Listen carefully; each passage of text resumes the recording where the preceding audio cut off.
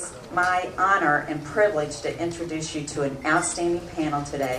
I've given you a little time to commiserate, right? Get your questions together or exchange notes, network a little bit. The members of the panel will provide various perspectives on Michigan state and international engagement, how Michigan business operates on an international level already, and how does business identify Michigan's assets for international participation, as well as the barriers they see. So each speaker will have about 10 to 15 minutes, beginning with the Honorable Ed Clemente.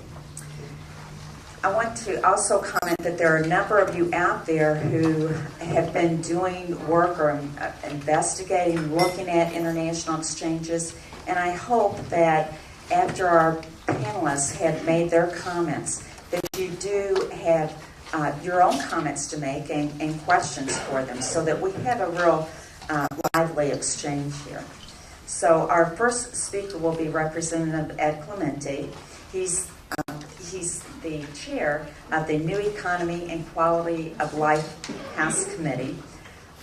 He's going to talk about what that committee is about and make reference to some of the testimonies and look at perhaps some rising themes in that testimony for policy recommendations. Secondly is Jim Byram. Mr. Byram is the president of the Michigan Agribusiness Association. He's going to talk with you about the charge or the mission of the Michigan Agribusiness Association, the experience of association members, promising developments, current challenges for these Michigan business owners, and really what are the next steps to further growth in the international markets. Thirdly is Anthony Ross. Professor Ross is an associate professor of supply chain management at Michigan State University, and he'll talk more about supply chain management in the international market.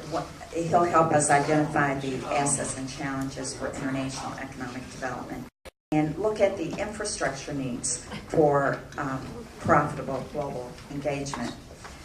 Finally, Iram Kiak, who is the Associate Director of the Center for International Business Education and Research. I understand that quite a few of you had talked with Iram before.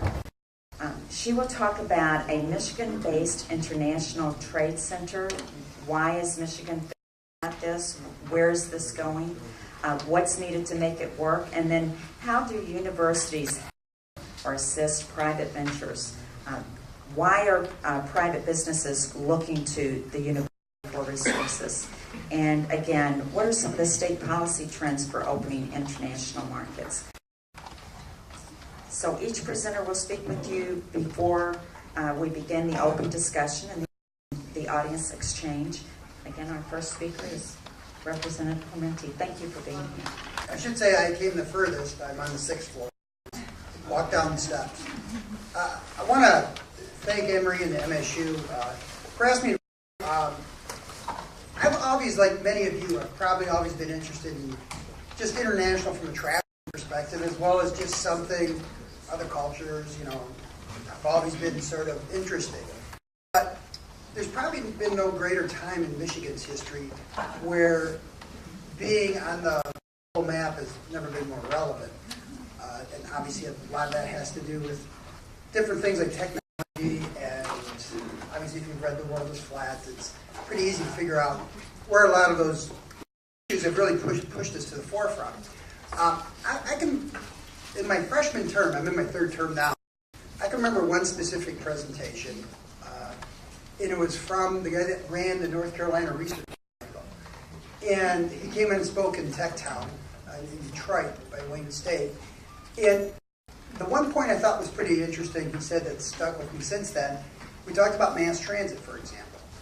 And if you know the North Carolina Research Triangle, they're trying to connect it all by mass transit right now. And he said literally, if your region does not have some kind of mass transit well established by 2025, he said you won't be on the world map anymore.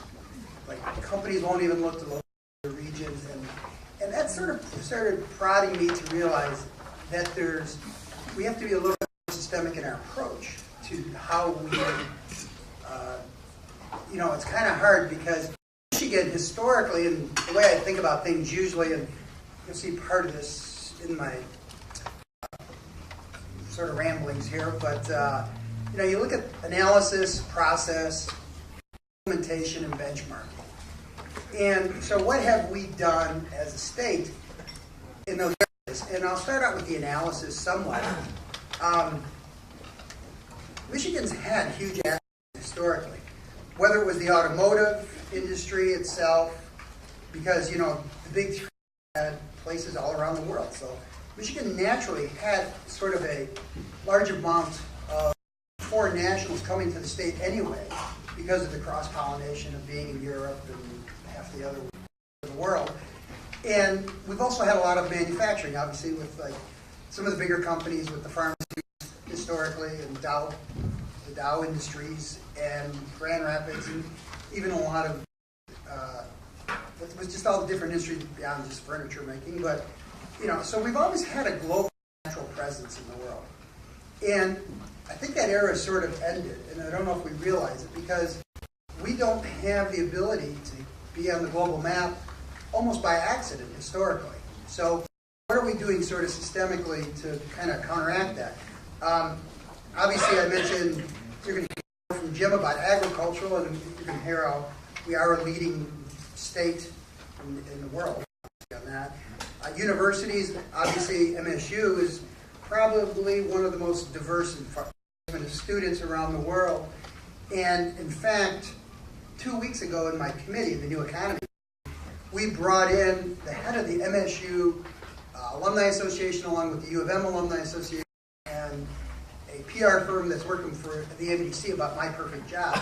But part of the discussion down to both U of M and MSU and how many alumni groups they have overseas. And if anyone's ever done anything overseas, you can probably connect with someone from Michigan in most any major commercial hub. How are we leveraging those assets? And that's part of the challenge of what we're trying to do here. I think we'll probably cover a little bit more of that, maybe, I don't know.